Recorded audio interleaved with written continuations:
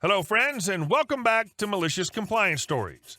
The entitled people in our first story sound like they have rights at the LA level. These wins are ever rewarding good for you. Don't bother you anymore? Fine, I won't. I used to live in an apartment building that had shops on the main level. The building next door was the same. The two buildings shared a wall. My building had assigned parking and yellow paper notes to put in our car windows. A restaurant opened up in the building next door. Their owner, manager, and staff began parking in my spot as well as our neighbors. I spoke to the owner and she said she'd talk to them again, but didn't think it would help. They were even parking in her spot. Every night I'd get home, call them, and ask that the vehicle be moved. I was getting tired of this when one night they put the manager on because they were busy and didn't have time to deal with my request. He did do it, but told me they wouldn't do it again and I was to stop calling them.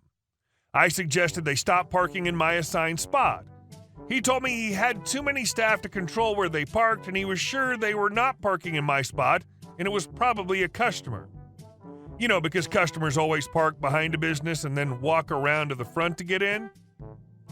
The next time I worked evening shifts, I got home and this time there was a Range Rover parked in my spot. I dutifully called the tow truck and not the restaurant. I had to wait for a second tow truck because the first one was not equipped to move a vehicle of that type. Something about being jacked up and stuff. They explained it, and the wait was because I didn't know enough to be able to answer their questions about the truck so they could send out the right truck first. They towed it, and I went in and went to bed. A few hours later, I was awakened by a phone call from the towing company.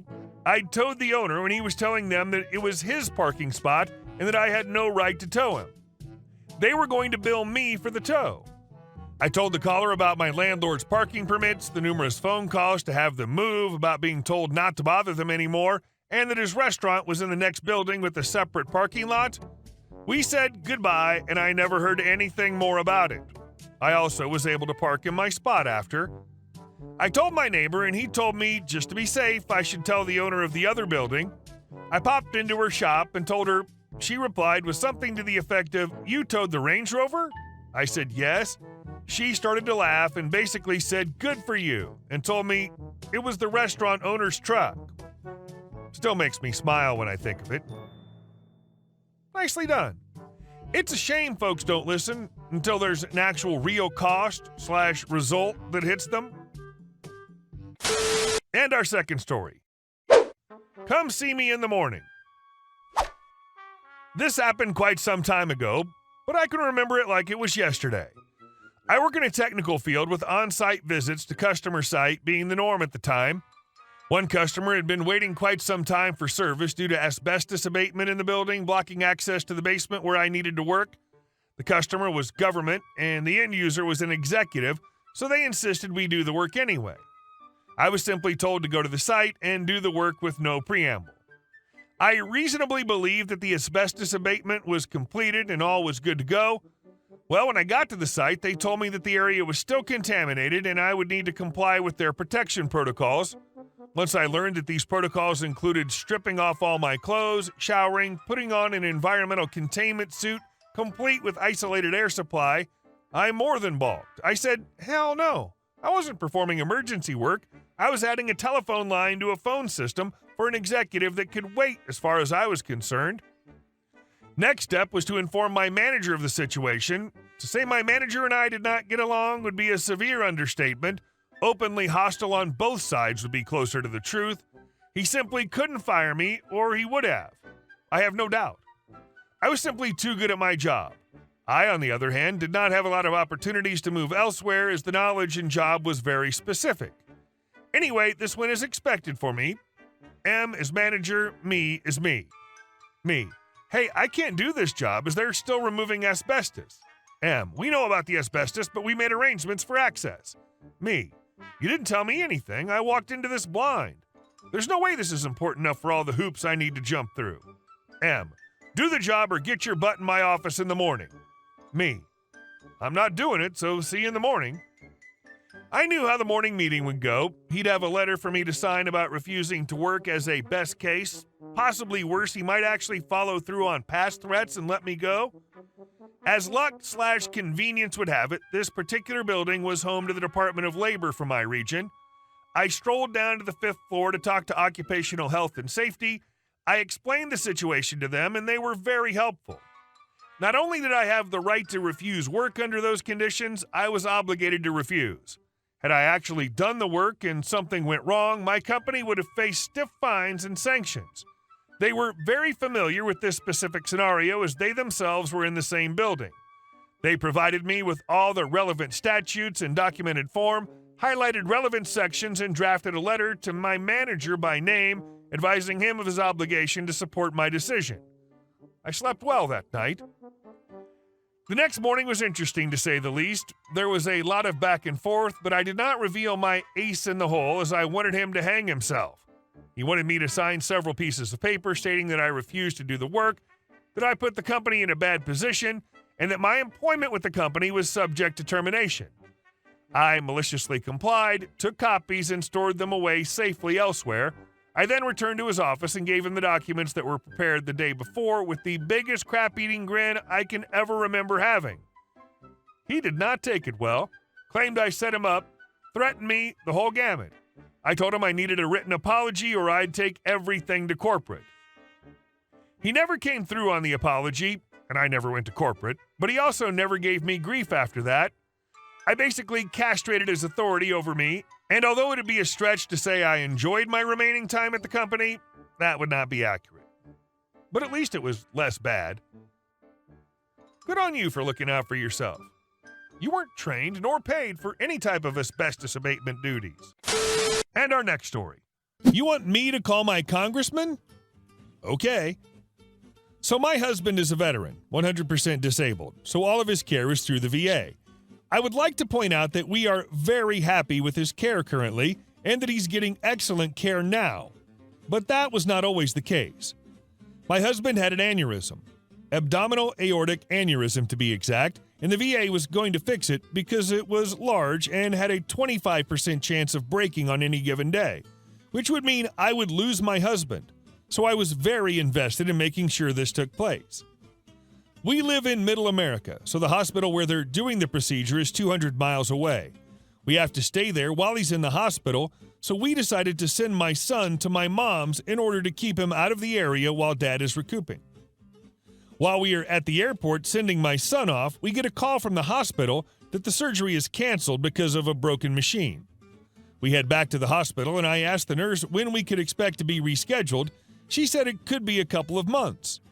I explained, I was actually nice about it, that we needed to have it done before a couple of months, and was there no other VA facility in the area that could do the surgery?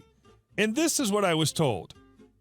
If you people would talk to your congressman about funding, you people wouldn't have to deal with these things, but because you people think we owe you, you people need to get a grip.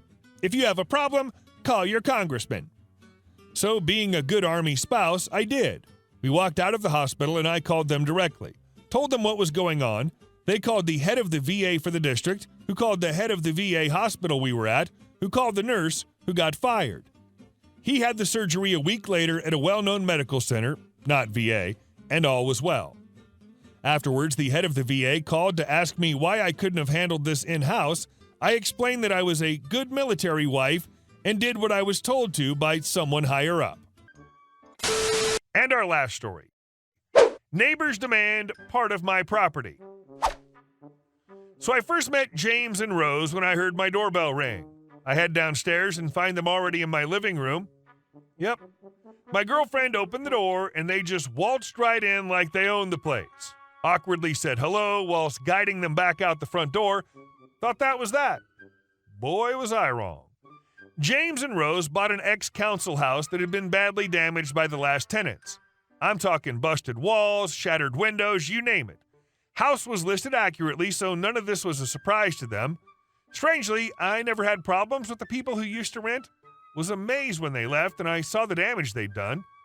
James and Rose decided I'd be helping them out and had the audacity to come over with a contract they'd drafted, stating that their builders can use my garden, my bathroom, and that they could use my kitchen whenever they needed until theirs was installed. Them handing me this contract was the second time I ever interacted with them. I went around and told them it was ludicrous and to shove it. They weren't pleased and slammed the door in my face. Not too long after, I find them standing in my back garden. My girlfriend had been hanging up laundry, and they apparently heard her and decided to let themselves through my front yard, around the side of my house, and right up to her. Girlfriend was practically frozen, holding up a pair of her pants, whilst they were just standing there, looking around and smiling. Then they suggested, given how unhelpful I'd been with their renovations, that I host a barbecue for them and their friends. What friends, you ask? Beats me. I shut that down quick and told them to never come through my back garden again. But they weren't done and couldn't leave yet. They had the gall to propose straight after being told GTFO that I give up roughly 1/5 of my garden so our gardens could be equally sized. I told them in no uncertain terms that they can forget it. Not my problem. They bought a house with a smaller garden. I was seeing red, and I think they knew they'd pushed it too far as they scampered away. I guess James and Rose decided that since I wouldn't willingly give them part of my garden, they'd try taking it instead. From my back room, I saw some guy standing at the end of my garden. I went out to ask who he was and how the hell he got there, when in saunters, you guessed it, James and Rose. Turns out James and Rose had torn down our adjoining fence, and this guy was planning where the new one would go, clearly not having been told that it's my garden, and I absolutely was not on board with his plan. Oh, but wait, they also peeped through my windows and had questions about my belongings. I do kickboxing and have a Bob, a life-size training dummy, and did I know that it's scary and should probably be moved away from the window? They didn't want to see it whilst they were enjoying their newly enlarged garden. I calmly told the man that I was keeping all of my garden and none of them had my permission to be there. I also informed them that if I catch them in my garden again, they're volunteering to be my new Bob. Last I heard, they tried to bully our 70-year-old neighbor into giving up part of his garden. He's got early onset dementia, and his 4 of 5 sons visit regularly but don't live with him. I stay in contact with him as I go round to help my neighbor now and then, or just to chat and keep him company. He's a really cool guy, and hearing him upset about some contract and losing where his shed is, and I was fighting to not see red. One text to his sons, and that nonsense was shut down real quick. I never thought I'd meet people this entitled, but here we are. Needless to say, James and Rose have kept their distance since my very explicit warnings, which extend to bothering our dear old neighbor too. My girlfriend's back to hanging up washing outside, but she won't open the front door without checking the ring cam first now, just in case it's them. Anyone else dealt with neighbors from hell like this? The nerve of the contractor too. Who just busts down a fence without checking and just walking into a property that the hiring party doesn't own? Hey guys, thank you all for watching the video. I'll see you in the next one.